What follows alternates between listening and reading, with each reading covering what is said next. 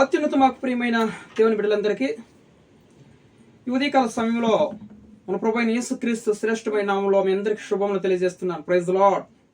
ఎలాగున్నారండి? క్షేమంగా ఉన్నారు కదా? మీరు కుటుంబం పిల్లలంతా కూడా క్షేమంగా ఉన్నారు కదా? అనుదినము తప్పక మేము మీకోసం ప్రార్థన చేస్తున్నాము. అంతేకాకుండా ఈ వాగ్దానము మరి చక్కగా మరి దేవుడు ఏదైతే వాగ్దానం ఇస్తున్నాడో అది సాయంకాలం లోపల నెరవేరడము మేము చూస్తున్నాం. మా జీవితంలో కూడా మరి ఈ వాగ్దానము నెరవేరడం చూస్తున్నాం. అనేక అద్భుతాలు చూసి ఆనందపడుతున్నాం. మనం అద్భుతాలు చేస్తున్నాడు దేవుడు. నీ దేవుడు నీకు తోడైనాడు కదా, నీకేం తక్కువ కాదన్నటువంటి వాగ్దానము నెరవేరింది. నీకు మేలు చేస్తానన్నటువంటి వాగ్దానం నెరవేరింది. గొప్ప అద్భుతాలు, ఇంకా ఎన్నో మరి అద్భుతాలు చేస్తున్నాడు. మీరు కూడా చక్కగా విశ్వాసంతో విని ఆమెనండి. సాయంకాలం లోపల అద్భుతం మీ జీవితంలో జరగబోతుంది. విశ్వాసం తినాలి. నిన్నటి గల సమయంతో దేవుడు మనల్ని కాచి కాపాడి మరి ఈ దినమును బహుమానంగా కానుక మనకి ఇచ్చినాడు కాబట్టి ఆయన పరిశుద్ధ నామానికి మహిమ కలుగును గాక. అంతేకాకుండా ఈరోజు మన వాగ్దానం కోసం ఎదురు చూస్తున్నాం కదా. 2వ సమూయేలు గ్రంథంలో నుంచి 6వ అధ్యాయము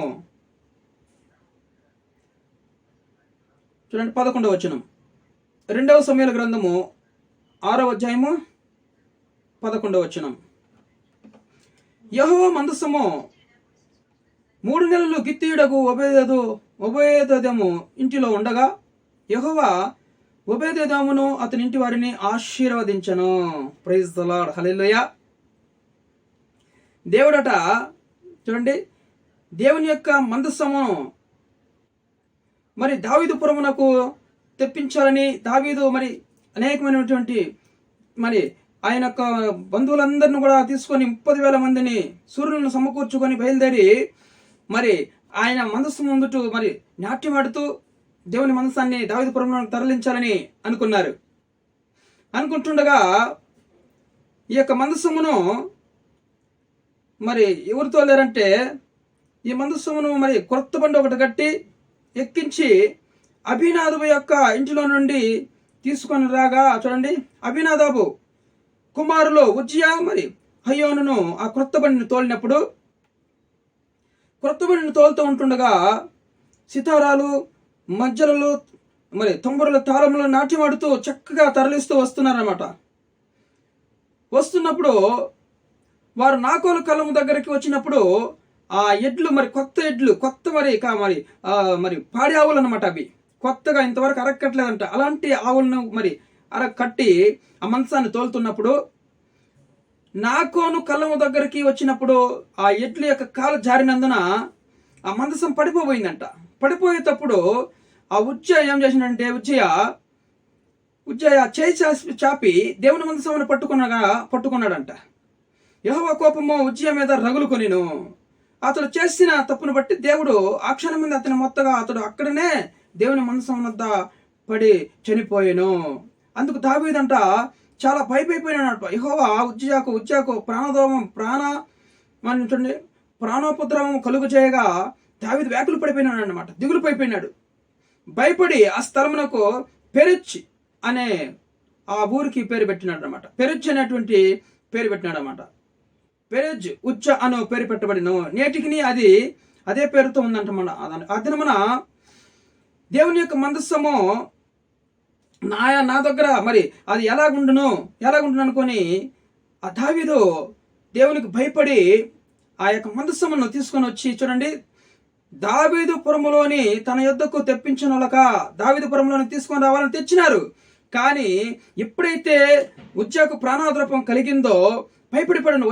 ఆ మందస్సమును తీసుకొని వస్తే నా కుటుంబంలో కూడా ఏమైనా అయిపోతుందేమో, మా ఊర్లో కూడా ఏదైనా ప్రాబ్లం మరి ఈ యొక్క ప్రాణోపద్రవం కలుగుతుందేమో అని భయపడిపోయినాడు అనమాట. దావీదు భయపడిపోయి ఆ యొక్క దావీదుపురంలోనికి దాన్ని తెప్పించిన వాళ్ళక గిత్తీయుడగు ఒబేదెదు ఇంటి వరకు దాన్ని తీసుకొని వచ్చి ఉంచాను. చూసారా, ఆ ఇంట్లో ఉంచాడనమాట. దేవుడు ఏం చేశాడంటే యెహోవా మందస్సము 3 నెలలు గిత్తీయుడగు ఒబేదెదు ఇంటిలో ఉండగా యెహోవా ఒబేదెదోమును అతని ఇంటి వారిని అందరినీ ఆశీర్వదించెను. దేవుని నామానికి మహిమ కలుగును గాక. మరి ఈ వాగ్దానం ఎందుకు ఇస్తున్నాడంటే దేవుడు మనకి దేవుని యొక్క మందస్సము ఎక్కడైతే ఉంటుందో అక్కడ ఆ కుటుంబం ఆశీర్వాదకరంగా ఉంటుంది. దేవుడు ఖచ్చితంగా ఆ యొక్క కుటుంబాన్ని ఆశీర్వదించబోతున్నాడు.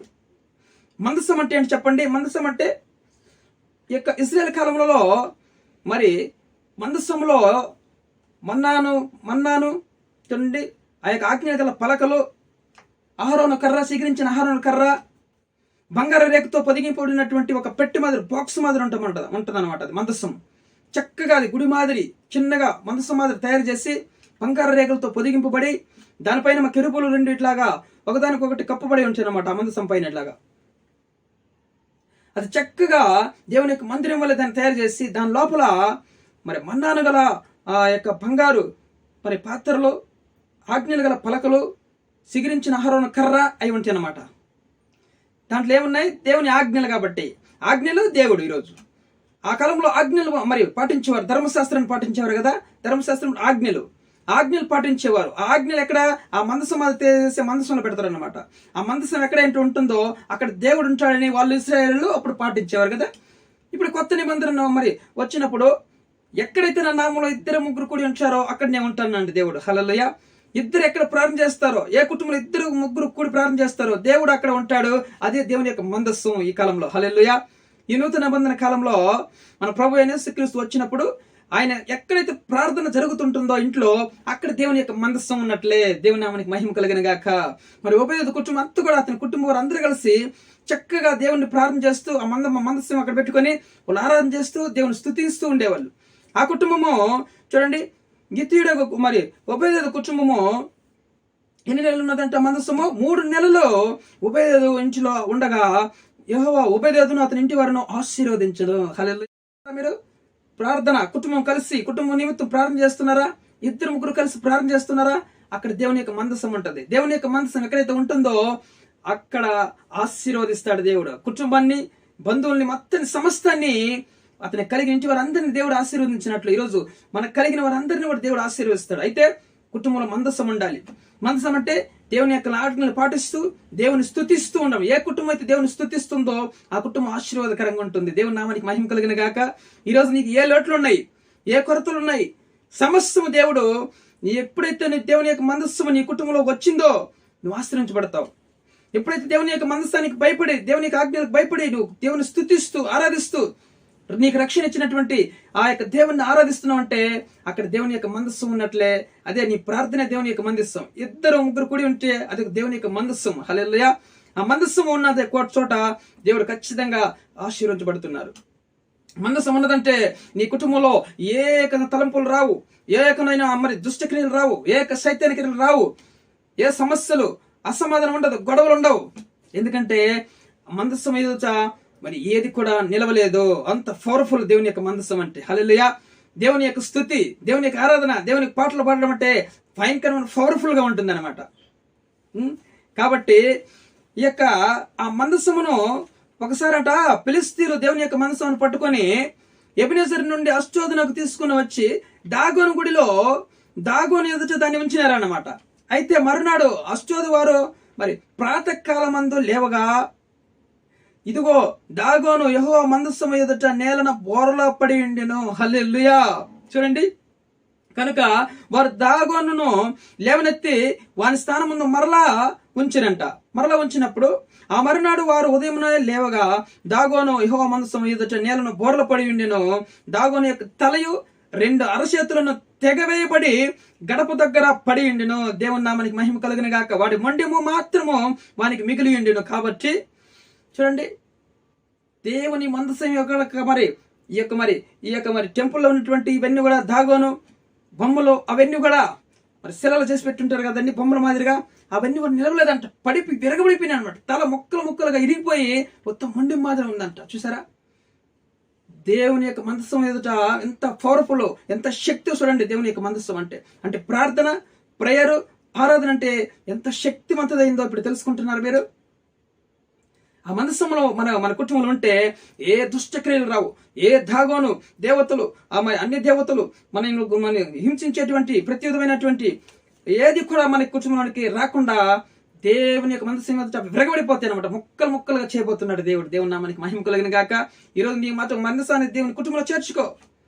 ఆ యొక్క సత్యాన్ని నువ్వు తెలుసుకో. మనసు నీ కుటుంబంలోకి వచ్చిందంటే అద్భుతమైన రీతిలో నువ్వు 3 నెలల లోపల ఆశీర్వదించుతాడు దేవుడిని, నీ కుటుంబాన్ని, నీకు కలిగిన వారందరినీ దేవుడు ఆశీర్వదించబడుతున్నాడు. హల్లెలూయా. నీకు ఏమేమి లోట్లు ఉన్నాయో అవన్నీ కూడా దేవుడు నీ వారి తొలగించి దేవుడు నిన్ను ఆశీర్వదించబడుతున్నాడు. దేవుని నామానికి మహిమ కలిగిన గాక. అయితే దేవుని యొక్క మందసంలో ఏముంటుంది? ఆజ్ఞల పలకలు, బంగారు మన్నాంతో చేయబడినటువంటి పాత్రలు, చిగిరించిన అహరోను కర్ర ఉంటాయి కాబట్టి అవి దేవుని యొక్క ఆజ్ఞలకు సాదృశ్యం, దేవుని యొక్క మాటకు సాదృశ్యం కదా. ఆజ్ఞలు అప్పుడు ఆ కాలంలో మందస్సమే దేవుడు అనమాట. ఈ కాలంలో మన ప్రార్థన దేవుని అంగీకరించడమే ఈరోజు మందస్సం మన కుటుంబంలో ఉన్నట్లు అనమాట. ఈరోజు నీ కుటుంబంలో మన జరుగుతుందా ప్రార్థన? మరి కుటుంబంలో మీరు కుటుంబం కలిసి ఆరాధిస్తున్నారా? దేవుని స్తుతిస్తున్నారా? నీ కుటుంబంలో మందస్సం ఉన్నట్లే. మందస్సం లేని కుటుంబంలో సమస్యలు ఎక్కువైపోతాయి, అసమాధానం ఉంటుంది, గొడవలు ఉంటాయి, డబ్బు నిలబడదు, ధనం. ఏ కుటుంబంలో మందసం ఉంటుందో ఆ కుటుంబం 3 నెలల లోపల ఆశీర్వించబడుతుంది. దేవుని నామానికి మహిమ కలిగిన గాక. నీకు కలిగిన సమస్తాన్ని దేవుడు ఆశీర్వించబడుతున్నాడు. ఈ రోజు మందసమును చేర్చుకో, మందసము తయారు చేసుకోండి. ఈ రోజు సిద్ధపడండి మందసాన్ని చేర్చుకోవడానికి. దేవుని నామానికి మహిమ కలిగిన గాక. ఈ మాటలు దేవుడు దీవించిన గాక. ప్రార్థన చేసుకున్నాం. పరిశుద్ధ ప్రేమ కలిగిన తండ్రి, ఈ ఘనమైన నామాన్ని బట్టి మేము స్తుతిస్తున్నాం ప్రభువా.